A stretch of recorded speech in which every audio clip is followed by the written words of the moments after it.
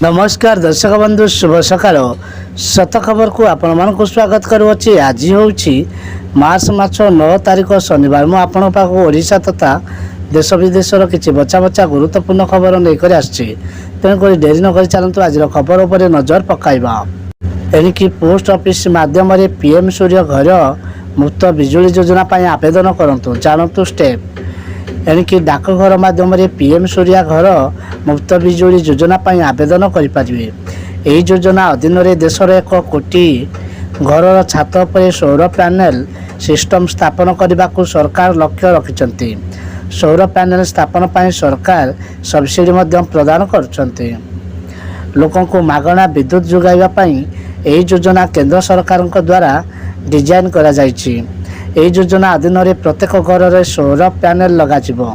सेमानकु सरकार 300 यूनिट विद्युत मागणारी प्रदान करिवे।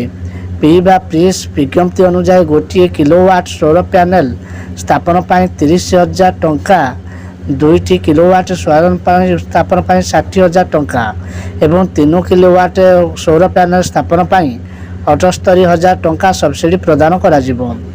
पंजीकरण में डाकघर आपन को साहाय्य करेंगे। पीआईबी पक्षर 29 फेब्रुआरी 2024 जारी कर प्रेस विभक्ति कहुई जे आपण पीएम सूर्य घर मुक्त विद्युत योजना अधीन पंजीकरण पर पोस्टमैन सहायता नहीं पारे। यह योजन अधिक लोक पंजीकृत करने सरकार यही पदक्षेप नहीं।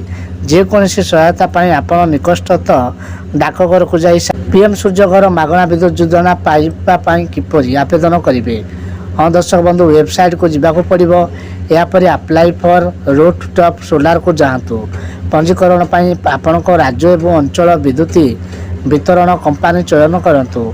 वर्तमान आपण को आपणकर ग्राहक नंबर, मोबाइल नंबर एवं ईमेल आईडी एंटर करने को पड़ो। तापर परवर्ती सोपान आपण ग्राहक संख्या एवं मोबाइल नंबर सहित लॉगिन करंतु। फॉर्म अनुसार रूफटॉप सोलार पर आवेदन करंतु। वर्तमान आपण को स्कीम ठारू फिजिबिलिटी अनुमोदन पर अपेक्षा करने को पड़ो।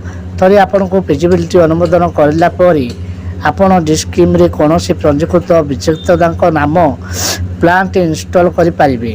थरे इंस्टॉल संपूर्ण हो गले प्लांटर विवरणी एंटर करंतु एवं नेट मीटर पर आवेदन करंतु। नेट मीटर इलेक्ट्रिकलेस एवं डिस्कम द्वारा जांच परी आपण पोर्टाल कमिशन सर्टिफिकेट जनरेट करने को समर्थ हो पारे। वर्तमान कमिशन रिपोर्ट पाइबा पर विवरणी एवं पोर्टाल माध्यम बातिल होता चेक दाखल करंतु। वर्तमान आपण 30 दिन मध्य आपणकर बैंक अकाउंट रे सब्सिडी पाई पारे। ये थिला वीडियो बनवार किछटा थ्योरी माध्यम आपको प्रैक्टिकल मोबाइल माध्यम केमिति आपण अप्लाई करि पारिबे से गुडा को हम नेक्स्ट वीडियो रे आनी देखे पारिबे। धन्यवाद।